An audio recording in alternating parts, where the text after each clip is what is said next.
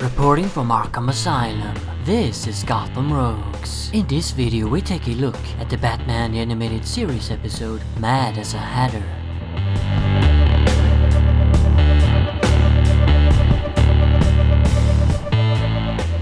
Mad as a Hatter was the Mad Hatter's debut episode on the animated series, and it was written by Paul Dini and directed by Frank Poor. In it we're introduced to Jervis Tetch, a scientist who works at Wayne Enterprises. There he's officially conducting research on the improvement of the human brain's capabilities. But in actuality, Jervis has been using company resources to create mind control microchips. Tetch is madly in love with his secretary Alice, who reminds him of the titular character from Alice in Wonderland, Jervis's favorite story. However, she already has a boyfriend and sees Tetch as nothing but a friend. This prompts him to act drastically and use his mind control devices to make Alice his. Taking on the persona of the Mad Hatter from the Wonderland books, Jervis becomes a supervillain fueled by mad love. The only one who can stop him is of course the Dark Knight, but to do so Batman has to fight a whole army of Gothamites, mind-controlled and turned into Wonderland denizens by the Hatter.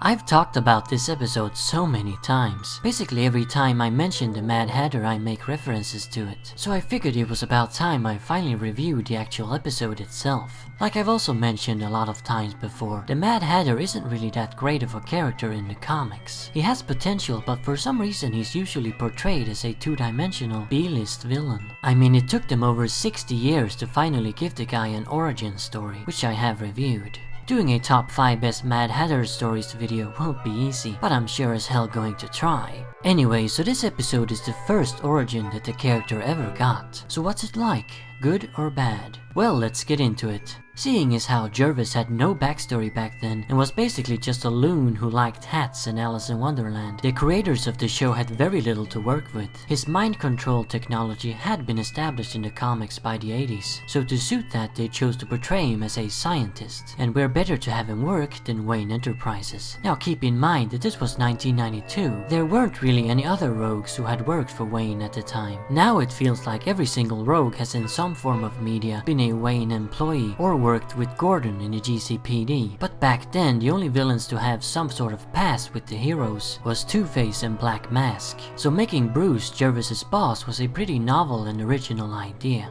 In the comics at the time, what was the Mad Hatter's motivations for crime? I don't know, he didn't have any. Here is his obsession with his secretary Alice, but it isn't just her, it's about control. Jervis is an unattractive, awkward geek. He's never gotten any respect or been able to get what he wants. But now, with his technology, Jervis can make anyone dance to his tune. It's a dream come true for the guy. He's found a way to create his very own Wonderland. It's also established that Tetch is clearly a mentally disturbed person. Yeah, I know, duh, he's the Mad Hatter, of course he's crazy. Well, in a lot of supervillain origins, they aren't really mad from the beginning. Something just suddenly happens, like chemicals exploding in their face or whatever, and now all of a sudden they're batshit insane. I think the only way for the Mad Hatter especially to work as a character if he's had mental issues already from the start, because he's such an outlandish rogue that there's no real explanation for him that works. Fittingly, they also skip explaining his obsession with Alice in Wonderland in this episode. All we really know is that he has a picture of the Mad Hatter's tea party in his office, and seems to know every single quote from the books. He's a big fan, that's all we can really take from it. But did there need to be an explanation? I don't think so. I think it works perfectly fine this way. It's hard to come up with something that isn't silly anyway. I mean, why would a grown man be so fixated on a children's book? And why would a grown man like me be so obsessed with Batman? It's a question that doesn't necessarily need to be answered in my opinion. It just is, and that's all you really need to know.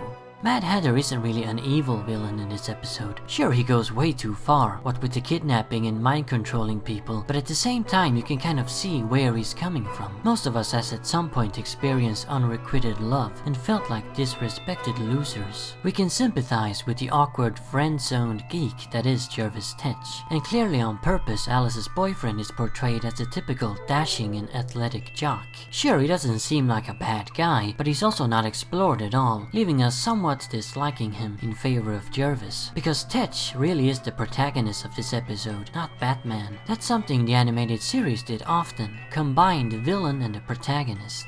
In the end, I find the Hatter to be a very sad rogue. I understand his motivations, but he took the wrong path. He tried to get what he wanted by cheating, taking the easy way, although inventing mind control microchips probably isn't that easy, but you know what I mean. I wonder what would have happened if Batman wasn't around to stop his scheme. Would Jervis eventually have come to his senses and realized that you can't force people to love or respect you? Would he have grown unsatisfied with the fake affection and loyalty from Alice? Maybe he'd start to feel remorseful over robbing her and everyone else of their free will. I'd like to think so, but of course we'll never know, as Batman was there to foul everything up, leading Jervis to grow even crazier in later episodes. At least that's one way you could potentially view it. Roddy Mcdowall is the guy who voiced the Hatter in the animated series. Like Mark Hamill, he was one of the bigger actors on the show, being known from movies like Planet of the Apes and Fright Night. I think his Hatter voice is just perfect, soft-sounding and very whimsical. In fact, that's how I always imagined that Jervis sounds. Like Michael Ansara's work as Freeze and John Glover's Riddler performance, McDowall's Tetch has become the definitive version to me. So to sum up and answer my own question at the beginning, this take on the origin of the Mad Hatter is indeed good. It's not only good, but I think it's still to this day the greatest Hatter story ever told. Nothing from the comics or any other media has been able to surpass it in my opinion. Just like with Freeze, the TAS version is what I picture when I think of the Hatter. Speaking of Freeze, I guess I'm eventually going to have to review Heart of Ice as well, another episode I keep alluding to. Remember, Arkham Asylum awaits you in the next video.